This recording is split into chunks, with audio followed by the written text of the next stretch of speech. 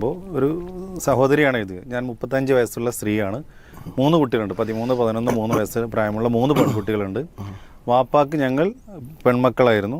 പിന്നെ വാപ്പച്ചി ഒരുപാട് പെൺകുട്ടികളെ നല്ല ഇണകളെ കണ്ടെത്തി വിവാഹങ്ങൾ നടത്തി കൊടുത്തിരുന്ന ഒരാളായിരുന്നു. ഒരു നല്ല മനുഷ്യൻ. നാട്ടിലൊക്കെ പല ആളുകൾക്കും പിന്നെ ഇപ്പോൾ അദ്ദേഹം ജീവിച്ചിരിപ്പില്ല. 2 വർഷമായിട്ട് അദ്ദേഹം മരണപ്പെട്ടു. എൻ്റെ വിവാഹം കഴിഞ്ഞിട്ട് 14 വർഷമായി. പെട്ടെന്നുള്ള വിവാഹമായിരുന്നു എൻ്റേത്. അതുകൊണ്ട് തന്നെ ആളെക്കുറിച്ച് അധികം അന്വേഷിക്കാൻ കഴിഞ്ഞില്ല. തീരെ ദീനില്ലാത്തൊരു ഫാമിലിയിലേക്കാണ് എന്നെ കല്യാണം കഴിച്ചത്.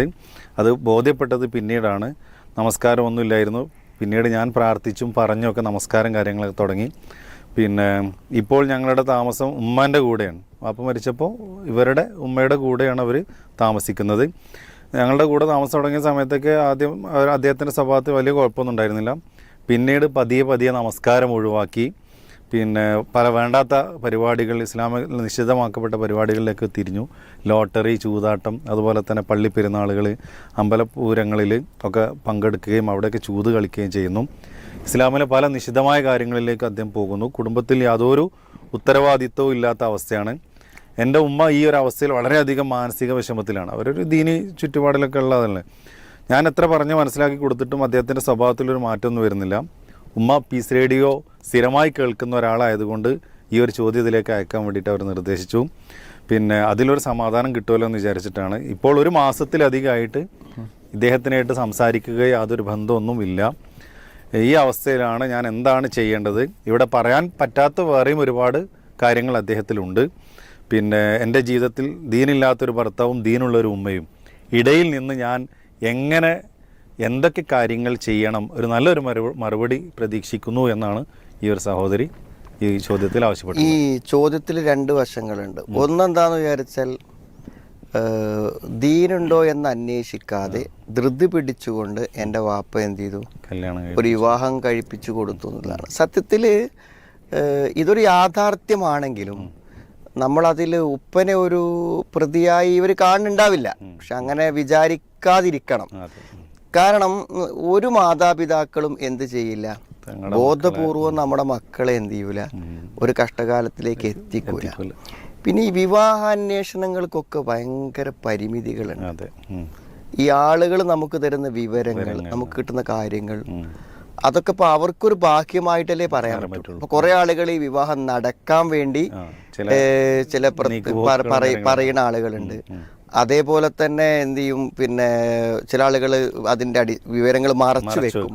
ഞാൻ പറഞ്ഞിട്ട് കല്യാണം മുടങ്ങണ്ടെന്ന് വിചാരിച്ചു. അതുകൊണ്ട് നമ്മൾ എത്ര തന്നെ അന്വേഷിച്ചാലും അന്വേഷണം കൊണ്ടൊരു പൂർണ്ണതയിലെത്തുക എന്തായാലും കിട്ടൂല.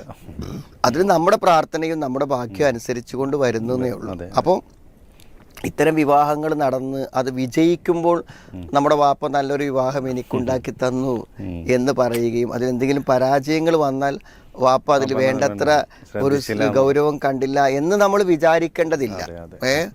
എന്തായിരുന്നാലും അന്വേഷണങ്ങൾ ശരിയായി നടത്തണം. അന്വേഷണങ്ങളിൽ തന്നെയാണ് പ്രാധാന്യം. മതമുള്ളവർക്ക് മുൻഗണന കൊടുക്കണം. ഈ തത്വങ്ങളൊക്കെ എന്നും പാലിക്കപ്പെടേണ്ടതുണ്ട് എന്നാണ് മനസ്സിലാവുന്നത്. പിന്നെ നടന്നുപോയി ഇവർ ഈ വിവാഹ ജീവിതത്തിൽ എത്തിക്കഴിഞ്ഞു.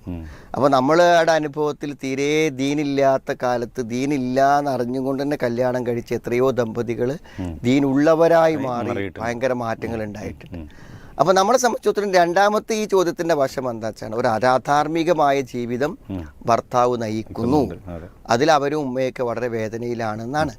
അപ്പോൾ ഞാൻ പറഞ്ഞതെന്ന് വെച്ചാൽ ഏതൊരു അധാർമികതയിൽ നിന്നും ഒരാളെ നമുക്ക് തിരിച്ചു കൊണ്ടുവരാൻ പറ്റും.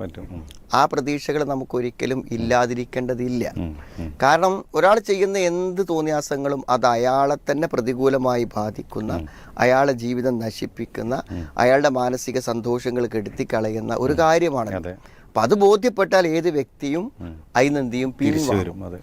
അപ്പൊ അദ്ദേഹത്തെ നമുക്ക് മതപരമായി അദ്ദേഹത്തിനെ എങ്ങനെയെങ്കിലും മാനസികമായ ഒരു മാറ്റത്തിന് വിധേയമാക്കാൻ പറ്റുമോ? നമ്മുടെ നാട്ടിലുള്ള ദീൻ്റെ ആളുകളുടെ സഹായത്തോടുകൂടെ അല്ലെങ്കിൽ വളരെ സ്നേഹത്തോടെയും ഗുണകാംക്ഷയോടും അയാളോടൊന്ന് പറഞ്ഞ് മനസ്സിലാക്കി കൊടുത്ത് അതിനുള്ള സാഹചര്യങ്ങൾ ഉണ്ടാക്കി അദ്ദേഹത്തെ തിരിച്ചു കൊണ്ടുവരാൻ പറ്റുമോ എന്നുള്ളതാണ് ഇവരെ സംബന്ധിച്ചിടത്തോളം അവർ പരിശ്രമിക്കേണ്ട പ്രധാനപ്പെട്ട ഒരു കാര്യം. പിന്നെ പൊതുവെ ദാമ്പത്യ ജീവിതത്തിൽ ഭാര്യയെ സംബന്ധിച്ചിടത്തോളം ഇനി വേറൊരു വഴിയില്ല, അതുകൊണ്ട് ഞാൻ ഇങ്ങനെ തന്നെ പോകും, അതുകൊണ്ട് ഞാൻ എന്ത് ചെയ്താലും ഇവൾക്കൊന്നും ചെയ്യാൻ പറ്റില്ല എന്നൊക്കെ വിചാരിക്കുന്ന ഭർത്താക്കന്മാർ. അങ്ങനത്തെവർക്കൊക്കെ എന്ത് ചെയ്യാണ്, ഇങ്ങനത്തെ ഒരു നിലപാട് തുടരുകയാണെങ്കിൽ മക്കളും കുടുംബമൊക്കെ നഷ്ടപ്പെട്ടു പോകും എന്നൊരു ഭീതി അയാളിൽ ജനിപ്പിക്കുന്നതിലൂടെയും ഒരു പക്ഷേ അയാൾ എന്ത് ചെയ്യും, പിന്തിരിഞ്ഞു വരാൻ പറ്റും. പിന്നെ ആത്മാർത്ഥമായി അള്ളാഹോട് പ്രാർത്ഥിക്കാം. യാ മുക്കല്ലിബൽ ഖുലൂബ്, ഹൃദയങ്ങളെ മാറ്റുന്നവനെ. അപ്പൊ ഹൃദയങ്ങളെ മാറ്റുന്ന റബ്ബ് ഏത് ഹൃദയങ്ങളെയും പരിവർത്തിക്കും. അതുകൊണ്ട് അള്ളാഹുവോട് ആത്മാർത്ഥമായിട്ട് എന്ത് ചെയ്യുക, അയാളുടെ ഒരു മനംമാറ്റത്തിന് വേണ്ടി പ്രാർത്ഥിക്കുക. പ്രത്യേകിച്ച് ഉമ്മയൊക്കെ പ്രാർത്ഥിച്ചാൽ അതിന് പ്രത്യേക ഫലങ്ങൾ ഉണ്ടാവും. ഇൻഷാ അല്ലാഹ് അദ്ദേഹം ഒരു ധാർമ്മികമായി മാറുമ്പോൾ ഇവിടെ സ്വപ്നങ്ങൾക്ക് അനുസരിച്ചുള്ള ഒരു ജീവിതം കിട്ടും. അതിന് അള്ളാഹു തൗഫീക്ക് ചെയ്യട്ടെ എന്ന് നമ്മൾ